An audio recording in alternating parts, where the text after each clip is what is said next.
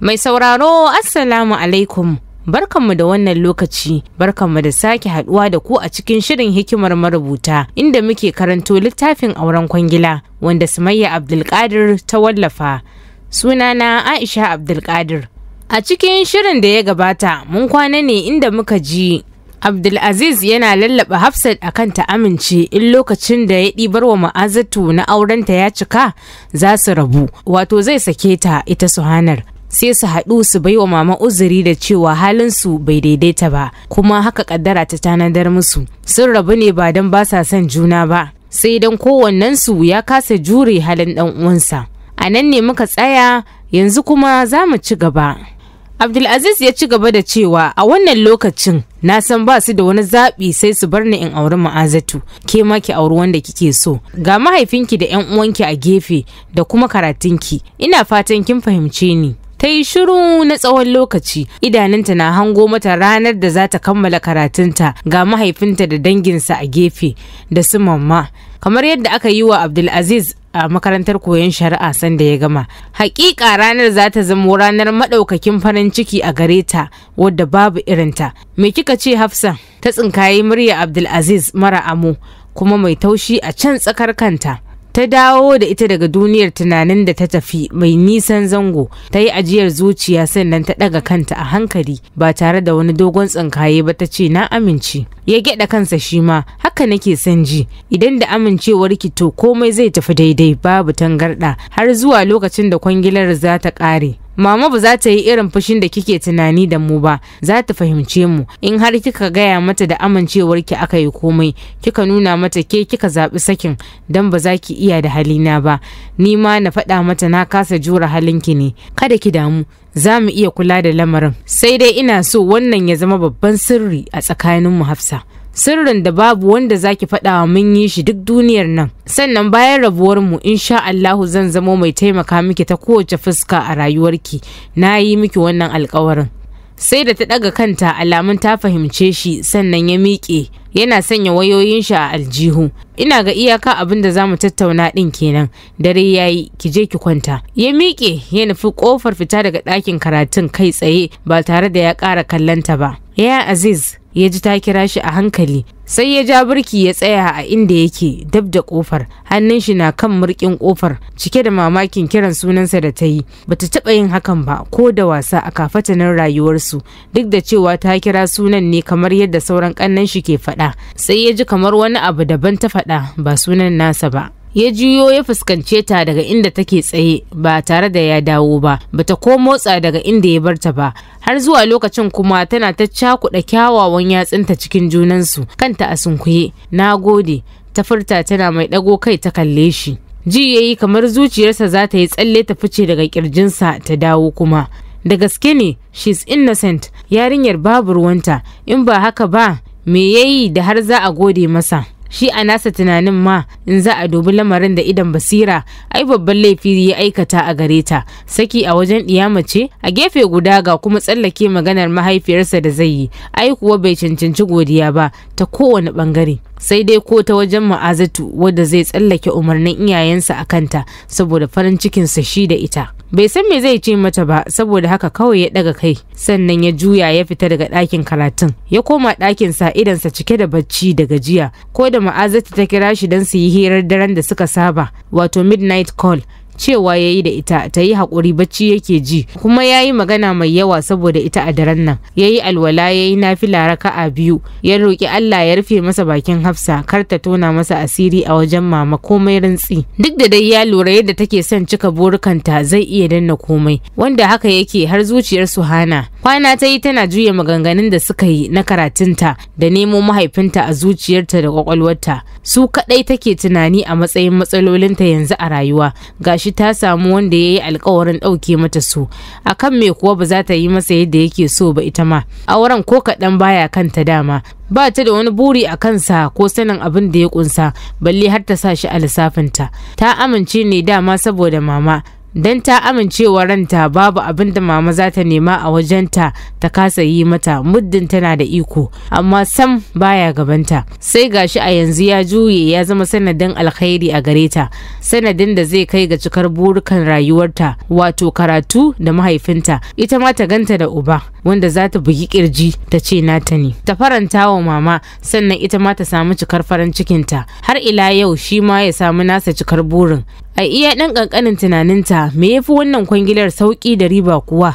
To a ɓangaren ambasada da Hajiya Maryam, gadan-gadan tsohon ambasada Hamza Atiku da mai ɗakinsa Hajiya Maryam suke shirye-shiryen auren 'ya'yansu, auren da suke so ya bar tarihi a dangi, don haka ba ƙaramin shiri suke masa ba. Soyayyar Abdulaziz da Ma'azatu sai abin da ya ƙaru, kullum suna tare a waya, ko ta biyo shi ofis ko shi in ya tashi ya je can inda ta sauka, wato gidan antinta. Har ta koma gida Lagos ba abin da ya sauya, baya yi mata zancen komai game da aurensa, ita ma ba ta tambaya, bata taba neman sanin yarinyar da za a aura masa din ba, shi ma bai taba yin wannan gwanintar ba. Zai iya cewa daga ranar da suka yi maganar ta farko shi da Sahana ko a hanya ba su ƙara haduwa ba, duk da cewa gida ɗaya suke kwana, yana riga kowa fita a gidan, sannan baya dawowa da wuri. Maman ma bata ƙara damuwa da su keɓe ɗin ba don su ƙara fahimtar juna.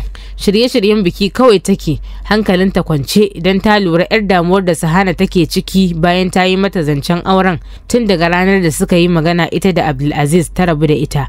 Ta saki ranta tana ba ta haɗin kai akan komai. Biki ya rage saura sati 3 tuni an bugo IV. An fara rabo cikin dangi. A yadda mama ta tsara za su taho Kano ne, a nan ne za a yi komai. Liyafar cin abincin dare wato dina ita kawai za a yi a Abuja washe garin ɗaurin aure. Kullum zaka ganta tana waya da ɗan mutanen Dakata ana ta shirye-shirye. Ta fannin dadi kokari yake ya kammala ginin da yake yi wa Abdulaziz a estate ɗin Sun City, wani kyakkyawan mansion mai hawa ɗaya da ya ɗauki shekaru yana ginin sa yana dakatawa.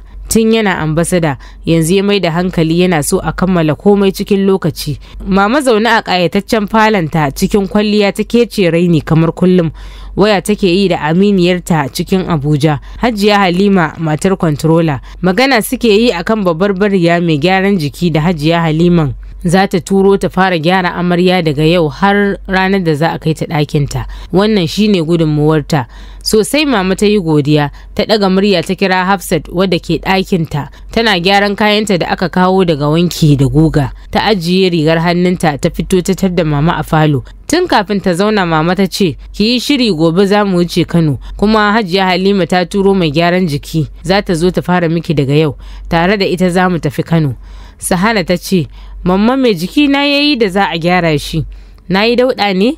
Dariya Hajiya Maryam ta yi, ta riƙe hannunta cikin nata. Kullum adda ta tsaftake kalkal kamar tarwaɗa saboda wanka. Shi gyaran aure daban yake, ba irin wanda kika saba yi ba. Hafsat har tausayin mama take ji a ranta. In ta duba ta yadda ta ɗauki ranta ta ɗora akan auren, take kuma zumuɗin auren nasu. Bata taɓa ganin abin da mama ke farin ciki da shi a duniya irin auren nan nasu ba. Yaya za ta ji a ranta idan ta gaya mata na wucin gadi ne, ba mai ɗorewa ba ne? Ta kyala ta mai gyaran jiki, ai ko ya Aziz bai ce ta ɓoye ba, ita a karan kanta ba za ta iya faɗa ba. Karfe 6 na yammacin washe gari suka isa birnin Kano, ta Dabuci gari, Jalla babbar Hausa, yaro ko da mai ka zo an fika, mai dala da goron dutse, Kano tumbin giwa, ta Sarki Ado, Allah ya yi maka rahama.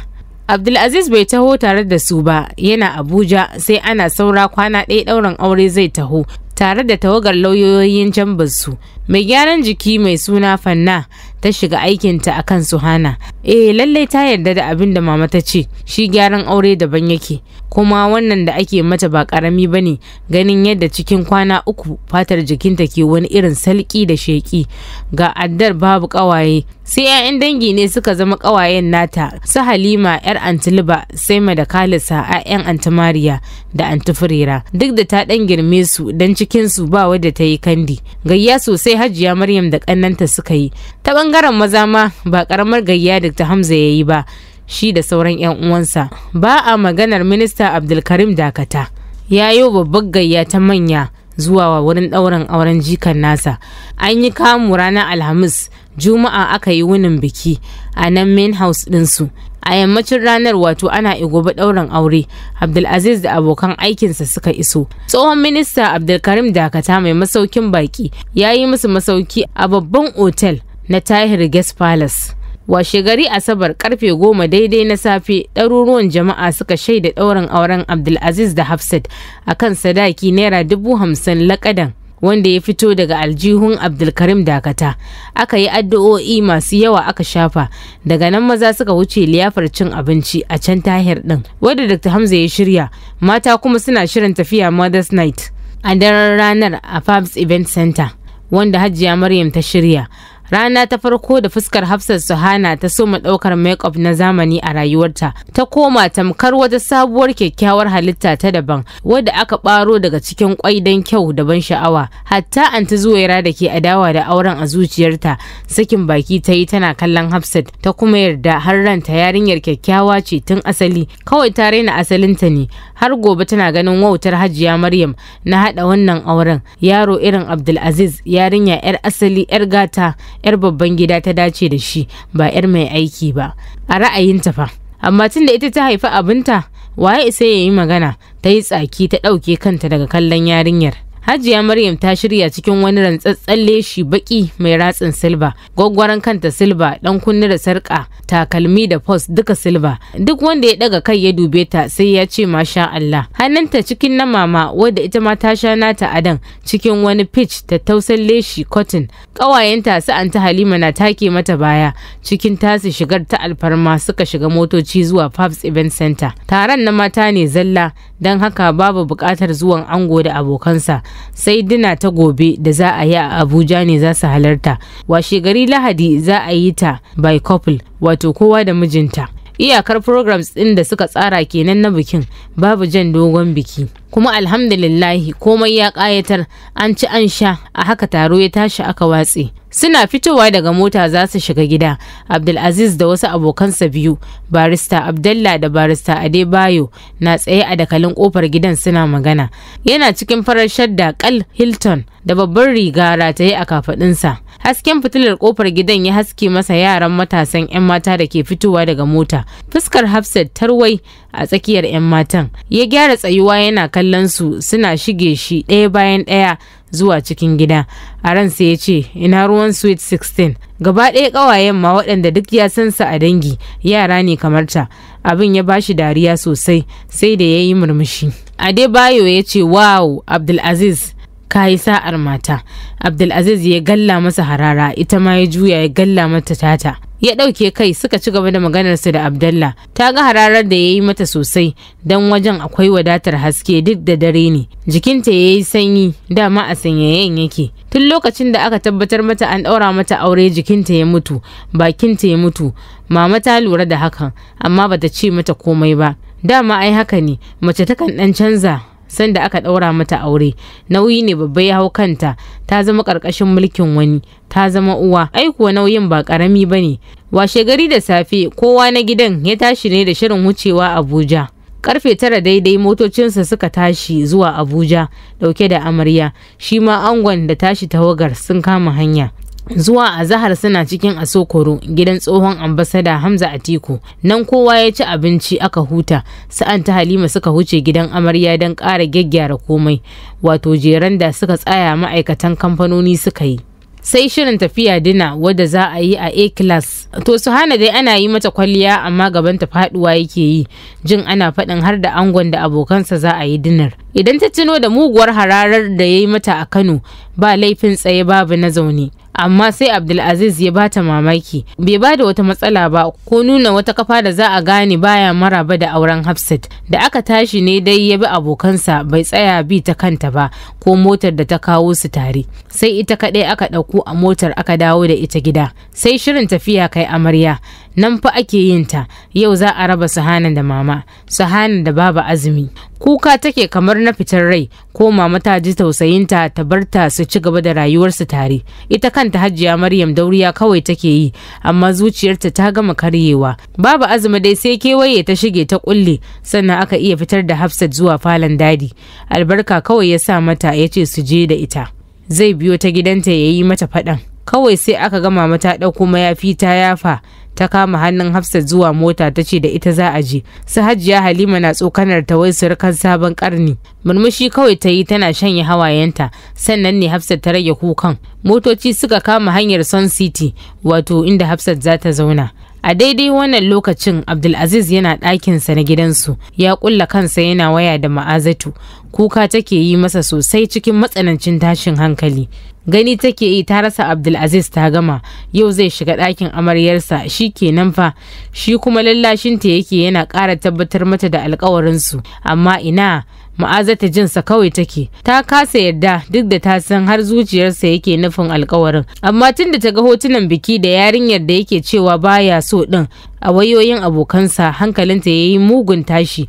Ta ɗauka wata baƙauyiya aka aura masa da farko, ko wata wadda bata amsa sunan mace ba, amma idanta yana gane mata Hafsat Suhana addar mama kwance a kafaɗin mahaifiyarsa, ta kuma gansu tare a hotunan sun sha anko a A-class inda suka yi dina, kamar dan su aka halarci juna. Tuni ta daina yarda da kalaman bakinsa, duk da cewa duk cikin hotunan da aka nuna mata din babu inda ta ga ya kama Hafsat ko ya manni da ita don nuna soyayya. Da ya gaji da lallashinta amma ta ki daina kukan, sai ya yi shiru, amma bai kashe wayar ba, bai san kuma da kalaman da zai yi amfani da su Ma'azatu ta yarda da shi ba. A ganinsa duk wasu kalamai da yake da su sun kare, ta san sha'ai, ta san halinsa, ta san babu ƙarya cikin halayensa. Ya yarda ya auri Hafsat ne don ya samu hanyar aurenta, kuma babu soyayyarta ko kankani cikin zuciyarsa. Me yasa ba za ta yarda ba? Shirin nasa sai ya ƙara tunzura ta ci gaba da gursheƙen kuka. Zuciyarsa ta dinga bugawa fat fat, tsigar jikinsa ta dinga tashi. Enough is enough, Ma'azatu, ki gaya min yanzu me kike so na yi? An zo gabar da take so, don haka ta sassauta kukan. Abdulaziz, na daɗe ina yi maka tanadin kaina, ina tattala maka kaina, ban taɓa wasu rairai da kaina ba, ban taɓa sha'awar ba da kaina ga waninka ba. Kullum burina ya zamo kai ne zaka karɓe ni cikin girma da daraja. A yau wata ta riga ni samun ka, da ta kusance ka ta gama janye min kai, komai rashin son da kake mata. Wallahi in ka kusance ta na haƙura da kai har abada, ko kai ne autan maza. Zan roƙi Allah ya cire min son ka, ko ya zama ajali na akan in yi sharing ɗinka da wata. Ni wannan ne kawai damuwata. Shiru yayi kamar ruwa ya cinye shi, shi kansa bai san me yasa yayi shirin ba. Ma'azatu ta ɓaro zance wanda shi kansa ya girma kwakwalwarsa. A ganinsa bai kamata ta shiga wannan hurumin ba, duk da akan kansa bai taɓa kawo yiwuwar hakan cikin rayuwar auren kwangilar da zai yi da Hafsat ba,